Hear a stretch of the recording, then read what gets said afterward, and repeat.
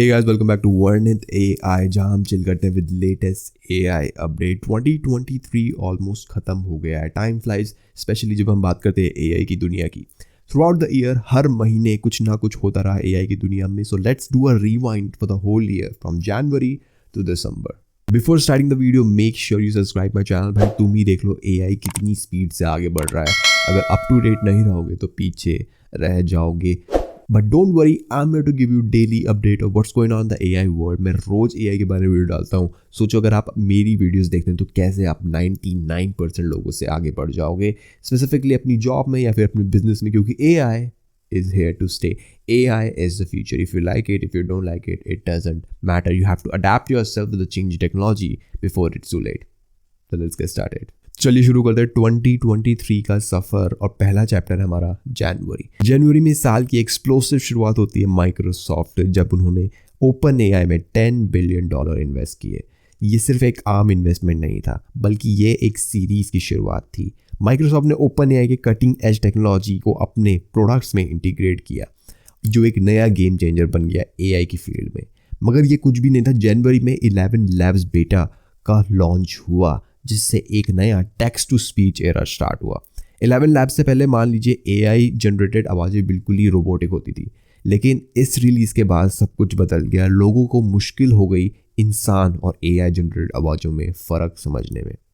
जनवरी में एक और कमाल का टूल आया था, instruct pix to pix. Open source के रूप में रिलीज़ हुआ था। ये पहली बार था जब हम एआई के जरिए इमेज एडिटिंग कर सकते थे। आप अपनी जनरेटेड इमेज को इतना क्रिएटिवली ट्रांसफॉर्म कर सकते थे। सनफ्लावर्स को रोजेस में बदलना, आसमान में फायरवर्क्स का जादू कर देना, या फिर एक जैकेट को लेदर में कन्वर्ट कर देना। अब चलते हैं फरवरी मंथ में, जिसमें हमने देखा गूगल और माइक्रोसॉफ्ट जैसे बड़े प्लेयर्स एआई गेम में कैसे एंटर करे। फरवरी में गूगल ने मचा दिया हंगामा गूगल बार्ड के साथ। उनका मोटिव था ओपन एआई और माइक्रोसॉफ्ट के साथ कंपटीशन करना। लोगों ने बार्ड कंपेयर किया एआई चैटबॉट के गोल्ड स्टैंडर्ड चैट जीपीटी से, और कहीं ना कहीं बार्ड उसमें पीछे रह गया। इसके बीच में माइक्रोसॉफ्ट भी पीछे नहीं रहा। जैसे ही गूगल ने बार्ड अनाउंस किया, माइक्रोसॉफ्ट ने बिंग चैट लेकर आया। और यहाँ एक इंटरेस्टिंग बात है, माइक्रोसॉफ्ट का बिंग चैट चुपके से GPT-4 टेक्नोलॉजी का यूज़ कर रहा था।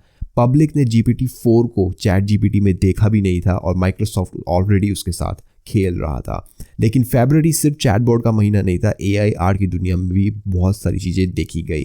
कंट्रोल नेट्स के साथ आर्टिस्ट अब एआई जनरेटेड इमेजेस को अपने हिसाब से पोजेस और पोजीशन में डाल सकते थे। सोचिए एक ऐसी दुनिया जहां तुम अपनी इमेज अपलोड करते हो और वो एग्जैक्ट पोज में नए इमेजेस जनरेट हो जाते हैं। ये था कस्टमाइजेशन का एक नया रेवोल्यूशन। इमेज स्क्रिबल्स करके रियलिस्टिक आउटपुट हासिल करना और एग्जिस्टिंग इमेज को डेप्थ मैप्स में कन्वर्ट करके उन्हें यूज़ करना, ये था एआई आर्ट के लिए एक नई दुनिया। अब चलते हैं भाई मार्च में। इमेजिन करो कोई भी प्रॉम्प्ट को वीडियो में बदल सकते हो। वेल यार, ड्रीम सच हुआ मॉडल स्कोप के साथ। कोई एस्ट्रोनॉट घोड़े पर सवार हो रखा है या फिर स्पाइडरमैन सर्फ कर रहा है। सब कुछ पॉसिबल था, लेकिन एक छोटी सी बात थी, वह annoying shutter stock watermark. Adobe भी ज्वाइन हुआ एआई रेस में, अडोबी फायरफ्लाई के साथ। वैसे ये शुरुआत कुछ खास नहीं थी, लेकिन जब ये इंटीग्रेट हुआ अडोबी के बड़े सूट में, फोटोशॉप, इलस्ट्रेटर और प्रीमियर में, तब असली मजा आया। रनवे ने लेकर आया Gen 1, एक game changer AI video generation का। कोई भी वीडियो अपलोड करो, उसका स्टाइल बदल दो रेफरेंस इमेजेस या प्रॉम्प्ट के मुताबिक, जैसे कि अपने वीडियोस को नया आउटफिट पहनाना। सो ये था मार्च का एंड। फिर आया अप्रैल, वो महीना जब मेटा ने असली गेम में कदम रखा। उन्होंने इंट्रोड्यूस किया कुछ ऐसा जो हमारे क्रिएटिव पावर्स को नेक्स्ट लेवल पे ले गया, सेगमेंट एनीथिंग। सोचो एक इमेज अपलोड करो और हर एलिमेंट को अलग से एडिट करो, मूव करो या डिलीट करो। ये था वो क्रिएटिव सुपर पावर जो हर यूज़र के पास था। ये टूल आपको अलाउ करता है रियल ह्यूमन कैरेक्टर्स को वीडियो से कंप्यूटर जनरेटेड कैरेक्टर्स के साथ सीमलेसली रिप्लेस करने में। वंडर डायनामिक्स ने दिखाया कि एआई वीडियो एडिटिंग में क्या कमाल कर सकते हैं। फिर आया फ्यूचर के चैटबॉट बेबी एजीआई और ऑटो जीपीटी। ये ऑटोनॉमस एआई चैटबॉट्स थे जैसे, जो कि कन्वर्सेशन करते हैं। इन बॉट्स ने अप्रैल और मई में बहुत धमाल मचाया, लेकिन फिर धीरे धीरे बैकग्राउंड में चले गए। पर मेरी बात याद रखना, 2024 में ये टेक्नोलॉजी फिर से आएगी।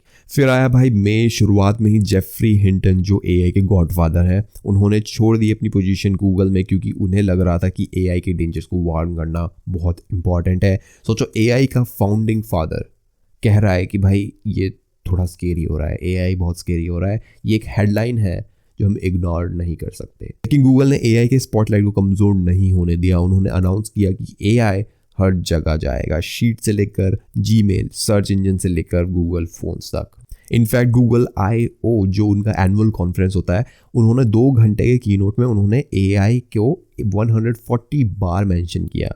ये था एआई रिवॉल्यूशन के जो गूंज रहा था लाउड एंड क्लियर। और अगर ये भी काफ़ी नहीं था तो एआई के पायोनियर सैम ऑल्टमैन और गैरी मार्कस सेनेट हियरिंग में आए एआई को रेगुलेट करने की बात करते हुए। अब चलो डिस्कस करते हैं कुछ ऐसी चीज़ें जिसने हर आर्टिस्ट और डिज़ाइनर को खुशी दी। एडोबी का जनरेटिव फिल टूल। इमेजिन करो आप फोटोशॉप में एरियाज ट्रेस कर रहे हो और बस एक टेक्स्ट प्रॉम्प्ट डालने से जनरेटिव मैजिक हो रही है। ये एक गेम चेंजर था, एआई की आर्ट की बाउंड्रीज को एक नया डायमेंशन देने वाला। फिर आया भाई जून थोड़ा स्लो था एआई की दुनिया में। एप्पल विजन प्रो को अनाउंस किया गया। Not exactly full on AI but it got some generative AI features. और फिर रन ने धमाल मचाया जेन 2 के साथ। याद है जेन 1 जिसमें हमने वीडियो का स्टाइल चेंज किया था। जेन 2 में टाइप करो कुछ भी टेक्स्ट, कोई भी इमेज डालो और बस एक पूरा नया वीडियो तैयार हो जाता है, मॉडल स्कोप जैसा पर और भी ज़्यादा पावरफुल। जेन 2 सिर्फ एक अपग्रेड नहीं है, एक स्टेटमेंट था, दिखा दिया कि एआई क्या कर सकता है। अब हम सिर्फ स्टाइल्स नहीं बना रहे, पूरा वीडियो एक प्रॉम्प्ट से बना रहे हैं। कंटेंट क्रिएशन का एक नया चैप्टर। अब आता है जुलाई। तो जुलाई में एआई की दुनिया में कुछ कमाल के बदलाव हुए। चैट जीपीटी ने कोड इंटरप्रेटर को लॉन्च किया जिसमें हमने नई एबिलिटीज दी।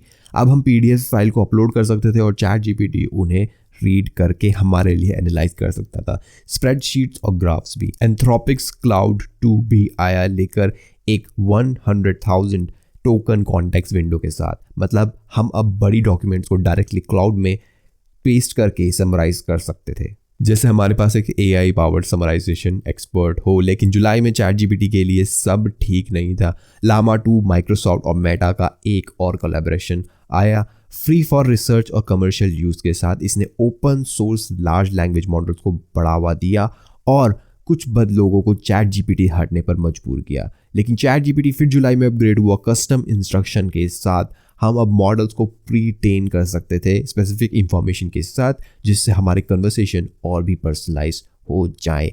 जुलाई में स्टेबल डिफ्यूजन XL 1.0 आया जो एआई जनरेटेड आर्ट की कहानी में एक नया चैप्टर खोलता है।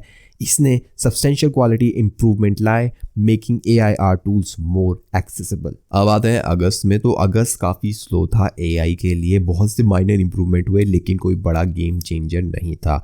एक चीज़ थी जो मेरे ख्याल में बात करने लायक थी। मिड जर्नी ने इंट्रोड्यूस किया वेरी रीजन।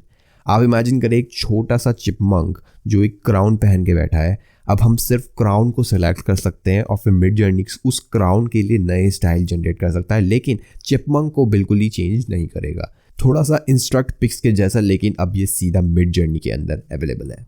तो ये था अगस्त का छोटा सा अपडेट। अब चलते हैं सितंबर में। तो सितंबर में कुछ बड़ा हुआ है यार।